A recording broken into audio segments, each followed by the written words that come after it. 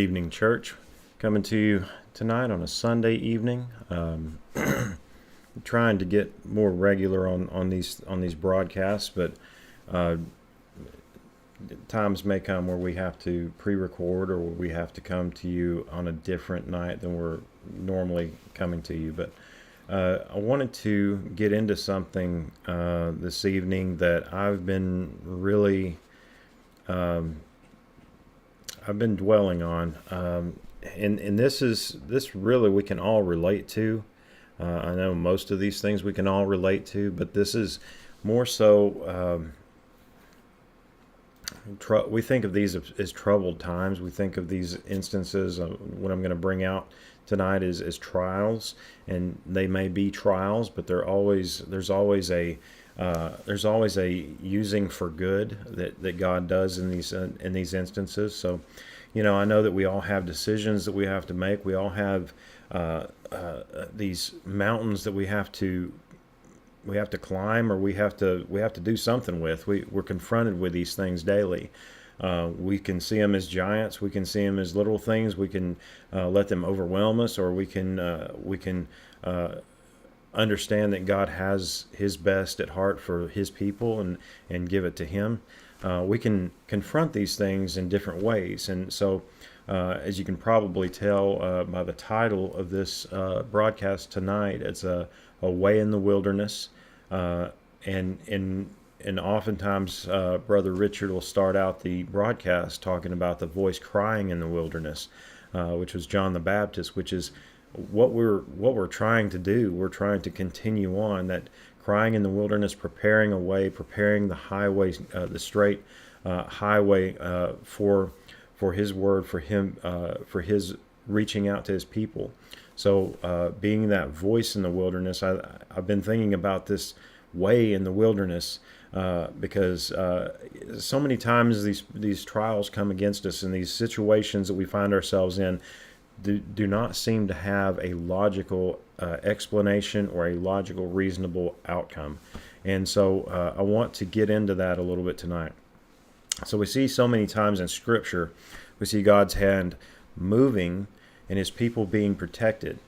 So many miracles that are recorded in Scripture, and some of the most amazing accounts of God's protection and provision are when people find themselves in the wilderness. And I'm going to show a screen up here because I know that I usually use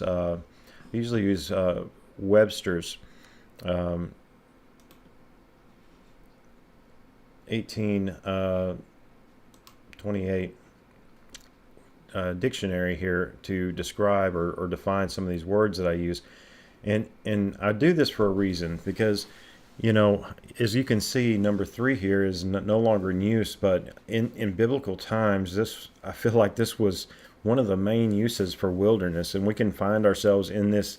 We can find a lot of our situations in definition number 3 there. So in definition 1, it states that wilderness is a desert, a tract of land, or a region uncultivated, uninhabited by human beings, whether a forest or a wide barren plain.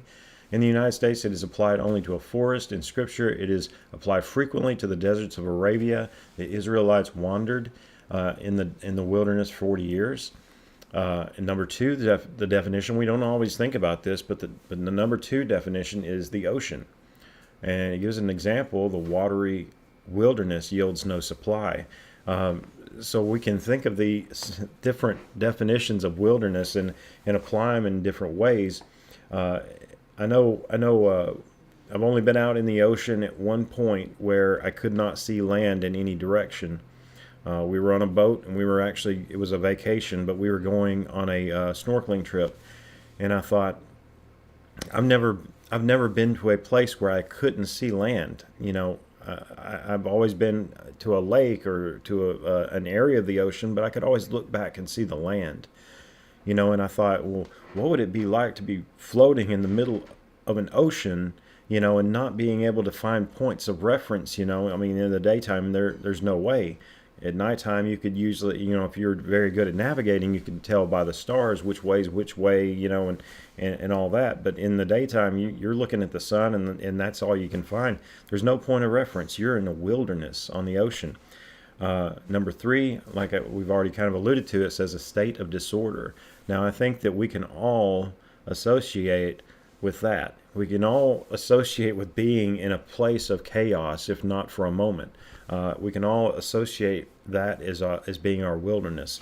I find it interesting that that was the definition that decided to drop off of this usage. And then, of course, for a wood or in a garden resembling a forest. So we have these definitions, these different definitions of wilderness, and we can all relate to one or more of them. If we've never been to a desert, we can relate to a watery ocean or a watery wilderness. Or if we've never been to either a desert or an ocean out as far as where you can't see the land, we can understand that state of disorder. We understand this wilderness aspect. It touches each person, in a different way. And towards the end of this broadcast tonight, I'm going to add a fifth definition up there, one that was not even conceived of when Mr. Webster here wrote his dictionary. Our preconceived notion of what a wilderness is blinds us to where we are sometimes. When do we call out? When do we call out for help? When we're helpless, when we're in a place where we can't find our bearings, when we have no anchor, where we feel lost, when we need help. That's when we call out. That's when we call out for help. When we need help.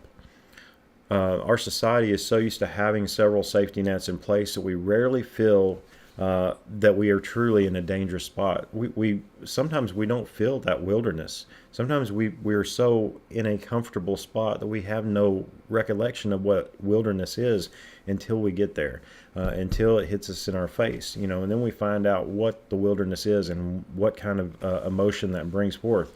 There are always agencies, there's organizations, there's charities, there's family, there's friends that we can count on when we find ourselves in a bind or in a lost state. And that's not a bad thing. That none of this is a bad thing. Even the wilderness, and I'm gonna bring that out later. But even the wilderness is not a bad thing. Now, me saying that we have these safety nets in place in this government or in this country or in this Western culture, that's not a bad thing either. A lot of that was preconceived and instituted by Christian groups or Christian organizations. So it's not a bad thing to help out your brother or to help out your fellow countrymen. It's not a bad thing. But what that does do, the only downside, and I'm not, like I said, I'm not knocking any kind of organization that reaches out and helps. We've all been beneficiaries of those things. So there's no downside to that, except for the only downside that comes from this is atrophy. Atrophy. I'm going to allude to this a little bit later too. We usually think of atrophy as losing muscle mass or losing strength or losing the ability for something. And so what I'm talking about here is this atrophy of the spiritual muscle, of that spiritual system. That's the only thing that we don't have to rely on it, so we don't use it. And when we don't use it, we lose it. So it's just the same as exercise. It's important for physical well-being. Prayer and resting in God, that daily communication, that intimate interaction with God, our daily provision, for our daily provision is crucial. It's crucially important for our spiritual development and nourishment. We don't just say that we feed on the Word. It has to be a reality. It has to be. When you're thirsty for water, you go and get a drink of water to respond to that thirst. Are you thirsty for His promises? Are you thirsty for His Word? Are you thirsty for that interaction, that prayer? We have to be thirsty. We have to be hungry for those things. Now I'm going to go through a set of examples here, and you'll have to forgive me. I'm going to be a little bit wordy, but I really want to show these examples because I think that we can find something that applies in our everyday life. Now, a lot of this is going to kind of run into where we talked about the names of God, and a lot of these names came from these wilderness experiences. So whenever you find yourself in a wilderness experience, those names of God are going to be extremely important. That's why I've always tried to encourage everyone to get a hold of those names of God and understand God as being your healer. When the doctor says, well, there's we have no answers and we have no treatment and we have no hope and and you've got this many days or this many weeks or this many months, where are you going to turn? All of a sudden you're in a wilderness, right? You're in a wilderness. You're not familiar with this place. You've never been here, and all of a sudden the only person that should know how to navigate this wilderness has just given up hope and given up all this. You have to know who your healer is in those times. We have to know those names and know our God by those names. So I'm going to go and start in Genesis, and we're going to kind of just run through some of these examples. Like I said, we're going to be a little bit wordy here tonight, but I want you to. And if you don't like scriptures, you're gonna be a little bit sorry for this message. But what I'm saying is, we have to understand this is for our example. We need to look forward to reading scripture and not be offended by it, not be offended by the multitude of scripture someone brings. So I think that we need to start here in Genesis 16, because Hagar has a problem here. And the angel of the Lord found her by a fountain of water in the wilderness, by the fountain in the way to Shur.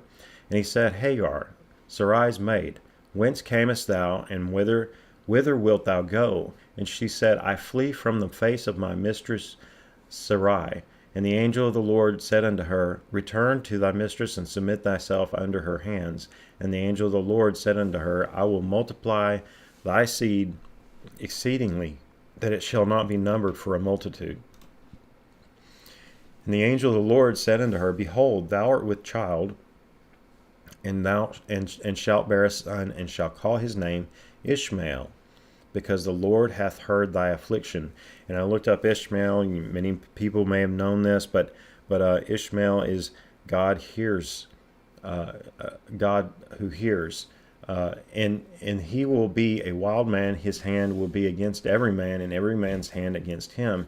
And he shall dwell in the presence of all his brethren.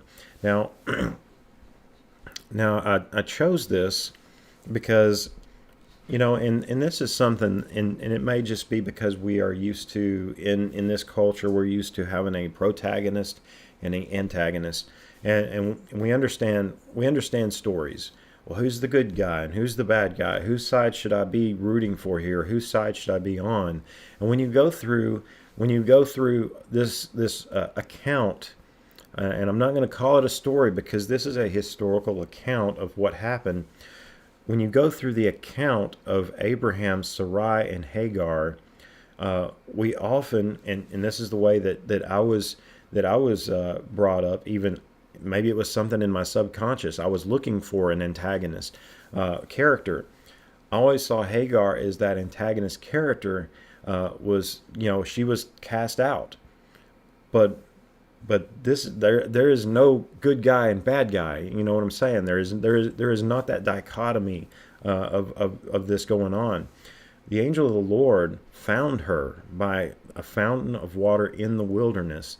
She was in the wilderness. She had tried running from Sarai because of what had happened. This is all due to Abraham trying to help God out, trying to trying to do things in his own strength, trying to make something happen that was promised to him but wasn't happening quick enough in his mind or Sarai's mind. The logical was getting in the way of the miracle here. So God hears her in the wilderness and calls out to her. It's such an amazing story. Going on, and this is just a few chapters later, and Abraham rose up early in the morning and took bread and a bottle of water and gave it unto Hagar, putting it on her shoulder and the child, and sent her away. And she departed and wandered in the wilderness of Beersheba, and the water was spent in the bottle, and she cast the child under one of the shrubs. And she went and sat down over against him a good way off, as it were a bowshot. For she said, Let me not see the death of the child. And she sat over against him and lifted up her voice and wept. And understand, when we find ourselves in wilderness experiences, isn't this what we feel like? You know, I've tried everything that I know to do. I've tried everything that I know to do, and I don't know what to do next. And she lifted up her voice and wept, which is what she should have done first off. But she calls out, and so she gives up in her own strength, and then calls out and weeps. Going on here, and God heard the voice of the lad, and the angel of God called to Hagar out of heaven, and said unto her, What aileth thee, Hagar? Fear not, for God hath heard the voice of the lad where he is. He wasn't only listening to her. This is another miracle that's shown here in this account of Hagar. He's listening to her and hearing the child as well. So he's everywhere at once. When we say that my God is there, Jehovah Shammah, that means that he is there where you are. He is there where this person is. He is there. He is there everywhere. He's everywhere all at one time.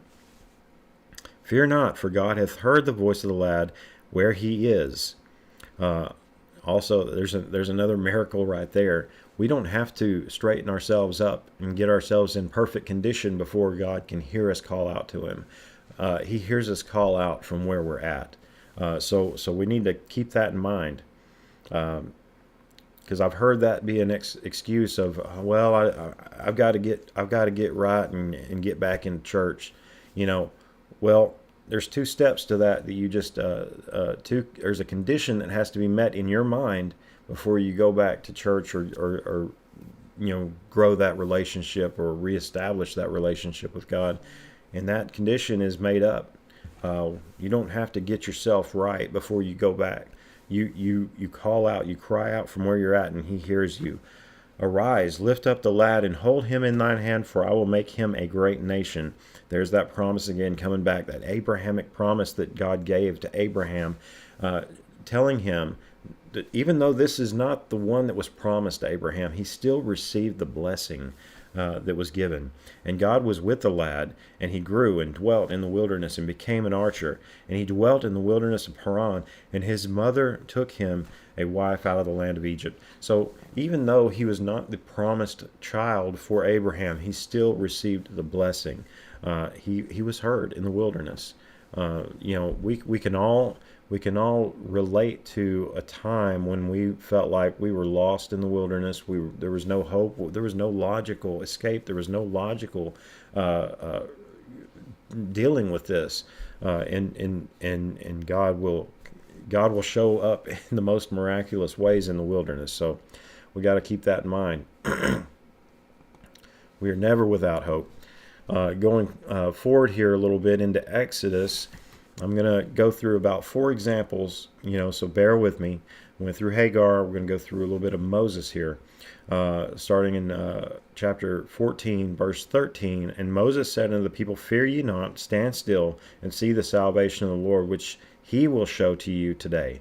For the Egyptians whom you have seen today, you shall see them no more forever. The Lord shall fight for you. The Lord shall fight for you, and you shall hold your peace. And remember that, the Lord shall fight for you, and you shall hold your peace. And the Lord said unto Moses, Wherefore criest thou unto me? Speak unto the children of Israel that they go forward. Now, there was a command here to go forward, and the only thing that was there was a sea. So he's going to command them to go forward. And he said, But lift thou up thy rod, and stretch out thine hand over the sea, and divide it, and the children of Israel shall go on dry ground through the midst of the sea. And I behold, I will harden the hearts of the Egyptians, and they shall follow them, and I will get me honor upon Pharaoh and upon all his hosts, upon his chariots and upon his horsemen. And the Egyptians shall know that I am the Lord, when I have gotten me honor upon Pharaoh, upon his chariots, and upon the horsemen. And the angel of God, which went before the camp of Israel, removed and went behind them, and the pillar of the cloud went from before their face and stood behind them. Now, get a picture of this, and people have tried to explain this away, and we kind of refer to them, or the community refers to them as naturalists. They refer to this, oh, well, they were pulling a wagon of burning material and it was burning day and night, and that's what the pillar was. No. Understand what the angel of God is. The angel of God is Jesus being used in this instance as a light. Now remember, we talk about the Shekinah glory of God, and and I've spoken about it a couple of times. The Shekinah glory of God, which is it's a protector and a destroyer, all in one. It depends where your heart is. It can destroy or protect. I was thinking about the fiery furnace that the 3 Hebrew children who were enslaved by Babylon with Daniel, they were thrown into the fiery furnace, and they were protected by the fire. They were protected from the fire. The glory of God indwelled around about them, protected them from the fire. They didn't even smell like smoke. But those who were outside of the fire were smitten by the fire. They were taken by the fire because it was burned 7 times more than it was wont to be burned, or that it was normally burned. So 7 times hotter. And I've got some pictures, not physical pictures, but I've got some pictures of these things, later. So I'm gonna continue on here. So this pillar of fire moves from in front of them as a guiding light to stand behind them as a protecting wall here. Amazing picture. And it came between the camp of the Egyptians and the camp of Israel, and it was a cloud and darkness to them, but it gave light by night to these, so that the one came not near the other all the night. It was a wall. He created a separation here that the Egyptians were afraid to approach, and it was also providing light for the Israelites. So going forward in verse 21, and Moses stretched out his hand over the sea, and the Lord caused the sea to go back by a strong east wind all that night, and made the sea dry land, and the waters were divided. And the children of Israel went into the midst of the sea upon dry ground, and the waters were a wall unto them on their right hand and on their left. So that we've all seen the depictions of what this dividing of the sea looks like. The miracle goes so much deeper than just moving water out of the way.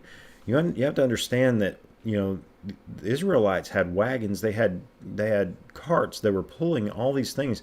They had been pulled out of Egypt, and they were pulling treasures. They were pulling things behind them. They had animals. They were trying to get across. So the land had to be dry. Men may be able to walk through and struggle through a mushy mess, but the land had to be dry for those carts and those things to make it across. So going forward here, and the Egyptians pursued and went in after them to the midst of the sea, even all Pharaoh's horses and chariots and his horsemen. And it came to pass that in the morning watch the Lord looked unto the host of the Egyptians through the pillar of fire and of the cloud, and troubled the host of the Egyptians. God is looking through the pillar of fire here. He's looking through. This is his interaction point with his people, with this world. He's using that pillar of fire as his interaction point here. And it says, and it goes to say in 25, it says, and took off their chariot wheels, that they drave them heavily. Now I looked this up because I thought, well, took off their chariot wheels. That sounds like they were removed. Now it can be that. It can be that they broke, that they felt that the wheels basically broke, or the axles broke, and they just weren't functioning anymore. But it can also mean, and I thought this was interesting, it can also mean that it was hard for them to drive, which means that maybe that moisture returned to some of that soil, and it was hard for them to drive through it. Like I said, if you're removing water back, it's one miracle, but creating the dry ground is a completely separate miracle here. And so their chariot wheels would not move in this. They were stuck. They were basically getting stuck in the quicksand underneath the sedimentary sand underneath this water that was miraculously there after the Israelites made it through. So that the Egyptians said, "Let us flee from the face of Israel, for the Lord fighteth for them against the Egyptians." They didn't want any part of this, and like Moses said before this encounter took place, he said, "The Lord will fight this battle." The Egyptians saw this. It was too late for them that they saw this. Now jumping down to verse 30 here, "Thus the Lord saved Israel that day out of the hand of the Egyptians, and Israel saw the Egyptians dead upon the seashore." So they understood that the God of Abraham, Isaac, and that God took this situation in the wilderness. This, we've talked about it several times, and I'm sure that everyone that I'm talking to, even me, we've all felt this, this instance of being trapped between two mountain ranges and an approaching army, and our backs are to the sea. We have nowhere to go. There's no logical direction here. Where do we go? And you pray about it, and you're like, God, I don't have the answer here. I need direction. I need direction. This is the wilderness that I'm speaking about tonight. Here we have examples, physical examples of the wilderness that the Israelites had to deal with here. So I want to go on. I want to continue this string of examples. And going on next, we're going to talk about Jesus. Matthew 4, starting verse 1. "Then was Jesus led up of the Spirit into the wilderness to be tempted of the devil. And when he had fasted for 40 days and 40 nights, he was afterward hungered. And when the tempter came to him, he said, If thou be the Son of God, command that these stones be made bread. But he answered and said, It is written, Man shall not live by bread alone, but by the word but every word that proceedeth out of the mouth of God. And then the devil taketh him up into a holy city, and setteth him on the pinnacle of the temple. And he said unto him, If thou be the Son of God, cast thyself down, for it is written, He shall give his angels charge concerning thee, and in their hands they shall bear thee up, lest at any time thou dash thy foot against a stone. Jesus said unto him, It is written again, Thou shalt not tempt the Lord thy God.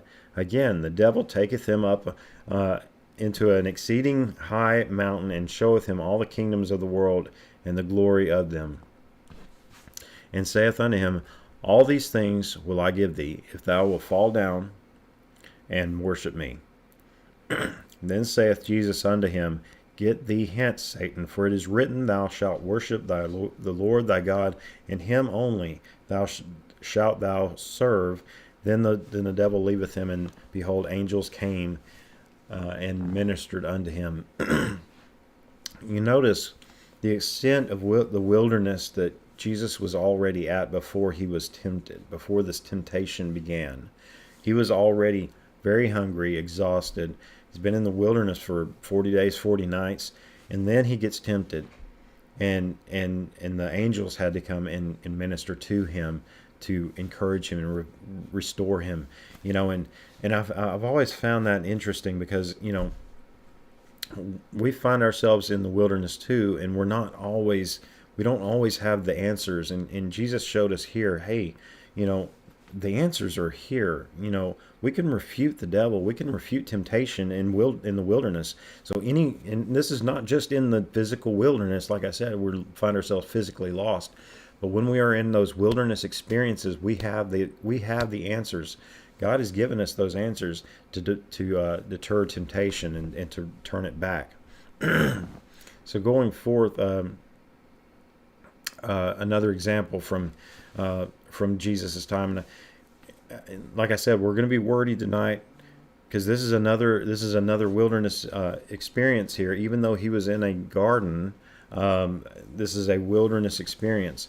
And there is a show, a series that has been running for several years now, and it shows a depiction of this that I had never. It's a way of showing this that I had never really realized, and some people were a little upset the way they depicted this, and I thought, this is it's actually interesting to show this, where Jesus was in this garden, and he's praying, and he's struggling, and he's exhausted, and he's tired, and he's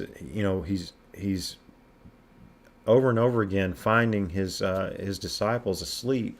But in this instance, he's actually seeing all those from the past who were looking forward to seeing the Messiah. And so he starts seeing these visions of the dry bones and all of these different things, and David and all of these different things. He starts seeing all these visions of those people who were looking forward to this moment, this miraculous moment of what the cross was. So they were looking forward to that. He was present in it, and we look back to it, through time. It was just an interesting thing, and I thought, he was in a wilderness experience in that garden that night. So starting from verse 36 here in Matthew 26, then cometh Jesus with them unto a place called Gethsemane, and saith unto the disciples, Sit ye here, while I go and pray yonder. And he took with him Peter and the two sons of Zebedee, and began to be sorrowful and very heavy. Then saith unto them, My soul is exceeding sorrowful, even unto death. Tarry ye here, and watch with me. And he went a little further, and fell on his face, and prayed, saying, O Father, if it be possible, let this cup pass from me. Nevertheless, not as I will, but thou wilt. Desert experience right here, and he is crying out. So again, this is similar to what Hagar was doing. I want what you have for me, but this is the only way. And going on to 40, and he cometh unto the disciples, and findeth them asleep, and saith unto Peter, What, could ye not watch with me 1 hour? Watch and pray, that ye not enter into temptation. The spirit indeed is willing, but the flesh is weak. He went away again the second time, and prayed, saying, O my Father, if this cup may not pass from me, except I drink it, thy will be done. And he came and found them asleep again, for their eyes were heavy. And he left them, and went away again, and prayed the third time, saying the same words. Then he cometh to his disciples, and saith unto them, Sleep on now, and take your rest. Behold, the hour is at hand, and the Son of Man is betrayed unto the hands of sinners. Rise, let us be going. Behold, he is at hand that doth betray me. So going through this wilderness experience in the garden, he's telling his church, which consists of his disciples at this point. He's telling his church, don't fall asleep. I know you're tired. I know that it's exhausting. I know that, this thing that we're going through, this wilderness experience that we're going through, I know that it is taking everything from you, but pray, watch with me, pray with me, and don't fall into temptation. I feel like this is where the church is right now. He is shaking us. Don't fall into temptation. Look at all the things that are going on in this world. They're trying to distract you. Block those out. Look at me. Keep your eyes on me. Don't fall asleep. Watch and pray. So, and this is the call that I feel is going out right now. Stay awake, watch, and pray, because there's so much deception coming up upon the earth. We've talked about it. So going on, the last example I have here is Paul. Now in Acts 9, verse 1, he was still Saul at this point. It says, And Saul, yet breathing out threatenings and slaughter against the disciples of the Lord, went unto the high priest, and desired of him letters to Damascus to the synagogues, that if he found any of this way, whether there were men or women, which is talking about the way, which Christianity used to be referred to as the way, he might bring them bound unto Jerusalem. So he's going to go... he's trying to fish out the Christians here, the Christ followers. And as he journeyed, and he came near Damascus, and suddenly there shined round about him a light from heaven, and he fell to the earth, and heard a voice saying unto him, Saul, Saul, why persecutest thou me? Verse 5, And he said, Who art thou, Lord?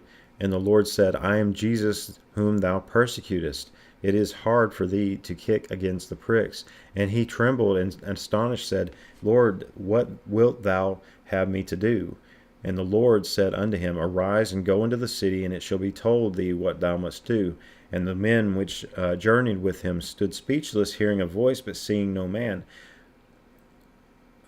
Now, this is something that we sometimes kind of gloss over. This was a wilderness experience on a known road.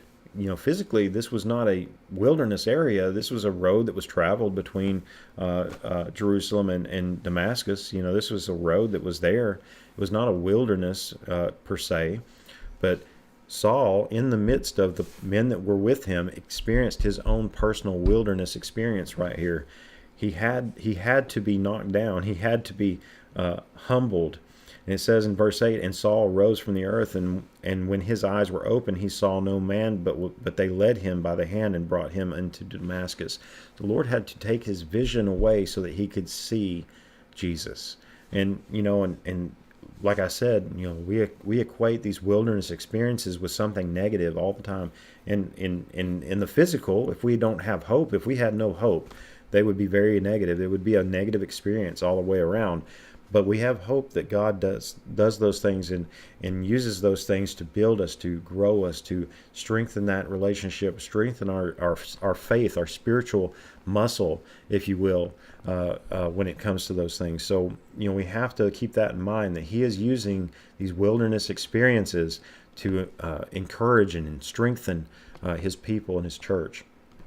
Verse 9, And he was 3 days without sight, and neither did eat nor drink. And there was a certain disciple at Damascus named Ananias, and to him said the Lord in a vision, Ananias, and he said, Behold, I am here, Lord. And the Lord said unto him, Arise and go into the street which is called Straight, and inquire in the house of Judas for one called Saul of Tarsus, for behold, he prayeth, and hath seen in a vision a man named Ananias coming in and putting his hand upon him, so that he might receive his sight. Now, this take a lot of faith from Ananias as well. Then Ananias answered the Lord, I have heard many of this man, how much evil he hath done to the saints at Jerusalem. And here he hath authority from the chief priest to bind all that call on thy name. But the Lord said unto him, Go thy way, for he is a chosen vessel unto me, to bear my name before the Gentiles and kings and the children of Israel. For I will show him how great things he must suffer for my name's sake. So even in the wilderness here of Paul, we see another wilderness come in, something that is confronting Ananias now. Ananias has got his own wilderness decision to make here. So on both sides, God is using these people that normally would not mix. He's using these people in this wilderness experience to anoint and to grow the church. Wonderful experience here. And Ananias went his way and entered into the house, putting his hands upon him, said, Brother Saul, the Lord, even Jesus, that appeared unto thee in the way as thou camest, has sent me, and thou mightest receive thy sight and be filled with the Holy Ghost. And immediately there fell from his eyes as it had been scales, and he received sight forthwith and arose and was baptized. So the wilderness experience that Paul experienced here completely changed the direction of his and he was an emotional and driven person, and it funneled that into the church and into what God's will was for him. So it was an amazing experience that utilized that passion that Paul had before as Saul, and redirected it into the church and going out and speaking to the Gentiles and those kings and those who would not normally be called, or because Paul was a Roman, so he was from a different place, so he had a different status, so he had a different biography, if you will, or a bio from the others. So it was used in different ways, but a more powerful way to the Gentiles. So I want to kind of wrap all this up. I know we've been through a lot of just different experiences in the Bible and accounts of what happened. And a couple weeks ago, it's been 2 or 3 weeks ago now, we had the astronauts returning to the moon. They actually went and made one path around the moon, and they came back. And this was something that was seen as a triumphant thing. If you know anything about the mission, there was questions with the heat shield. There was questions with, the way that things had been done, and seeing if we could pull this off again. Scientists become very very ingrained in their ways, and sometimes they don't see outside of that box. And one of the things that I'd heard, and I'd heard a recollection of this, of the Apollo missions back in the 60s and 70s, and it was shown that the first time that they went around the moon, they read from Genesis, the book of Genesis, about creation. The first time that Buzz Aldrin, when they sat down on the moon and were going to get out and do the spacewalk, before they did, he took communion, and I thought, these people who are very science minded, they have an experience when they get into space, when they go on this mission around the moon, because this is the furthest that humans have been, and so they have this experience. And in this most recent one, there was actually the pilot, Victor Glover. He had actually, as they were going around the moon, about to lose communication for about 45 minutes, this is a quote from him. It says, as we get close to the nearest point to the moon and the farthest point from Earth, as we continue to unlock the mysteries of the cosmos, I would like to remind you of one of the most important mysteries here or there on Earth, and that's love. And he said this right before they lost communication. It said, Christ said in response to what was the greatest command, that it was to love God with all of your heart. And he also, being a great teacher, said that the second is equal to it, and that is to love your neighbor as yourself. So he spoke about love, and it reminded me that when you are going behind the moon, you're cut off from any radio signal. So no matter, you can't hear anything coming from the Earth, which is the only direction that radio signals would come from. And and it said it was such a odd moment. Everyone that has been on the other side of the moon, on that far side of the moon, it's such an odd moment. It's quiet. It's so quiet that it can be deafening. But they said everyone that's been on that side of the moon, even if they're not religious or Christian, they said it's a very powerful moment, because there's no distractions. Of course they had devices up there or whatever, but there's no distractions. All you're focused on is looking at what God's creation looks like. You're focused on hearing what He's saying to you in those moments, and they've all experienced this. And I thought, what greater wilderness? If you want to talk about wilderness in the midst of a desert or in the midst of an ocean, I think we can go back to that definition of wilderness and add space, because space is a wilderness. It is one of those things where if you're in space, there's no one around you for hundreds of thousands of miles. So I just thought it was interesting, because as they were going along, I was keeping up with this mission, and and I was thinking, okay, they're at this point, and on this day or whatever, when they were coming back, when they were about to enter Earth's atmosphere, I thought, this is like the fiery furnace, and I just started praying that God would keep these 4 astronauts while the heat outside is want to be burned at such a magnificent temperature, that He would keep them safe, that He would cover them, and so in this wilderness experience, they experience something that a lot of the times that people just kind of gloss over, but they were able to reflect on that, and I thought it was amazing. Now, last verse here that I want to share is Isaiah 43. It says, in verse 19, Behold, I will do a new thing. Now it shall spring forth. Shall you not know it? I will even make a way in the wilderness and rivers in the desert. The beasts of the field shall honor me, the dragons and the owls, because I give waters in the wilderness and rivers in the desert to give drink to my people, my chosen. This people have I formed for myself. They shall show forth my praise. So, very powerful. He has chosen us.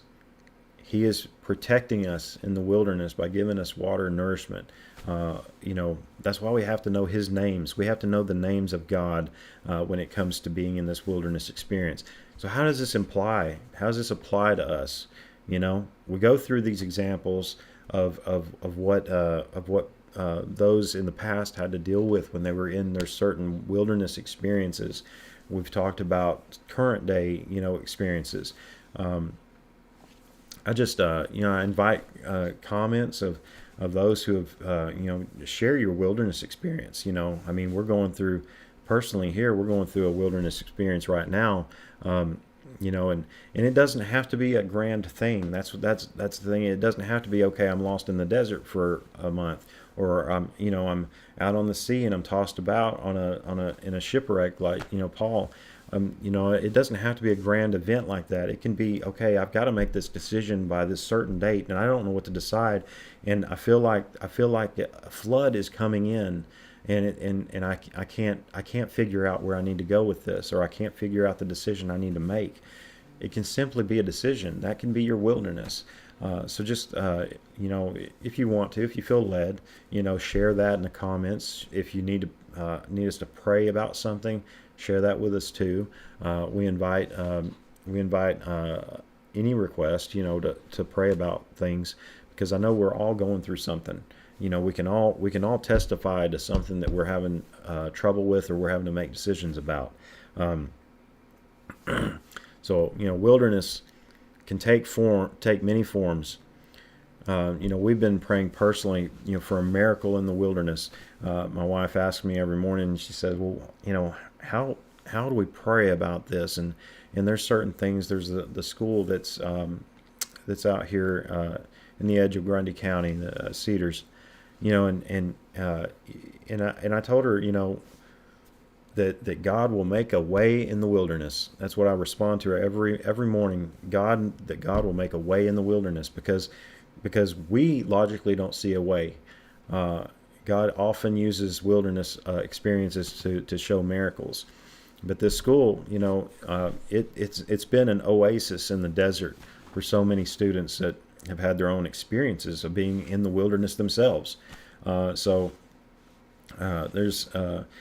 uncertainty in other areas of our lives that need prayer. Some of these things that they're real Red Sea moments, in spiritual terms. Even in my own life, I see dryness come in, and I see uncertainty try to take a foothold. I see all these aspects of wilderness come in and try to set up a stronghold, and that's when the names of God are extremely helpful to me. That's why, I always encourage anyone who is struggling, study the names of God, study those, and find God in whatever situation you're going through. He's there. I promise you that He's there. We have to look for that. Okay, if you're going through a certain situation, maybe financial, situation. I know a friend of mine I'm not talking to in several years, but I know that they're going through a financial situation, and in those times we need to find the one who provides. Jehovah Jireh should be on our lips, praising Him for what He's done for us, and looking forward to those provisions that He has provided, because He will provide. And we just have to experience that. We have to. These are experiential names. We have to know Him by these names. So I want to end tonight with a prayer,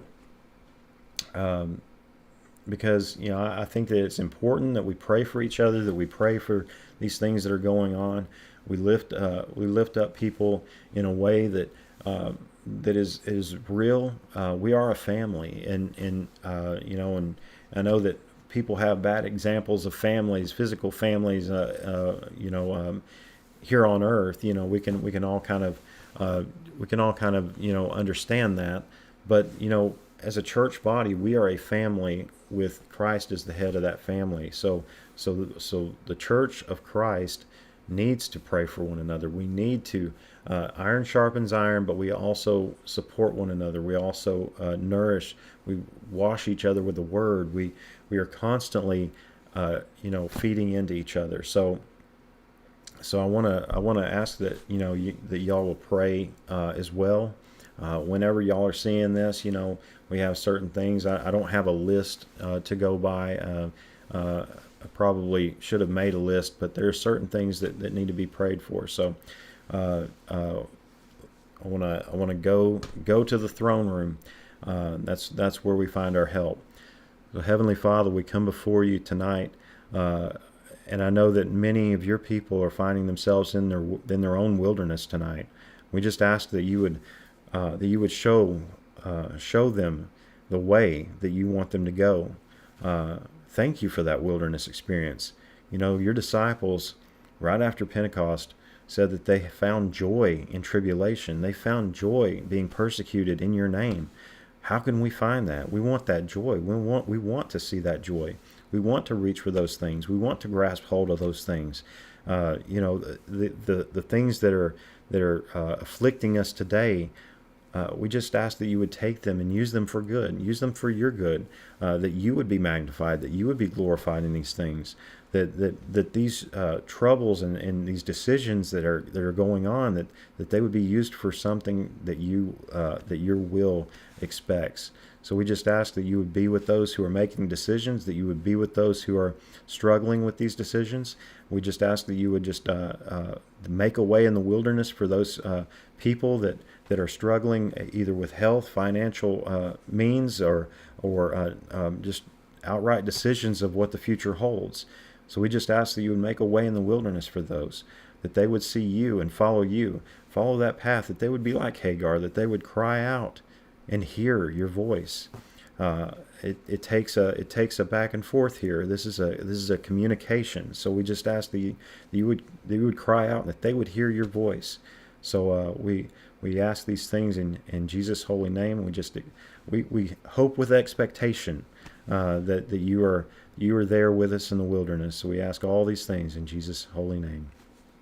And I really feel like when we pray for each other, it's not only nourishing, but it is taking an intercessory stand for that person.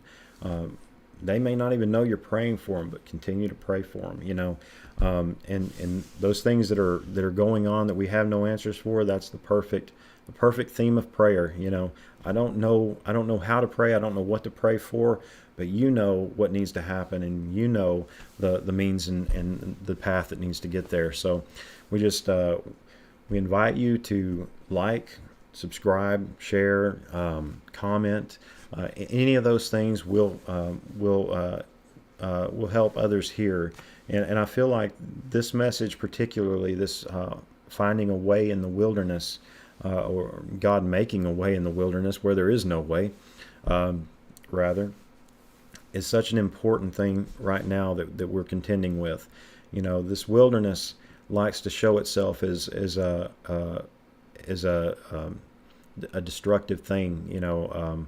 Something that we should hide from, or that we should look as a negative thing, but we can always trust that He is going to use those things for a positive. So I just invite you to share this, to comment, like I said, like, subscribe, follow the page. I'm not going to bring up the website again. I think I've shown that enough. You just go to that website, and if you don't see the live stream that you're looking for on the Facebook live streams, you can go over to the YouTube live stream page. It should be there, because Facebook does delete those after 30 days. So that's why you'll see some of those falling off from more than 30 days ago. We just encourage each and every one to look for God in their own wilderness this week. So with that said, we just hope that you have a blessed week. We encourage you to continue praying for those who we've lifted up in the past, and continue praying for those decisions that need to be made. So we leave you with that, and we hope that you have a wonderful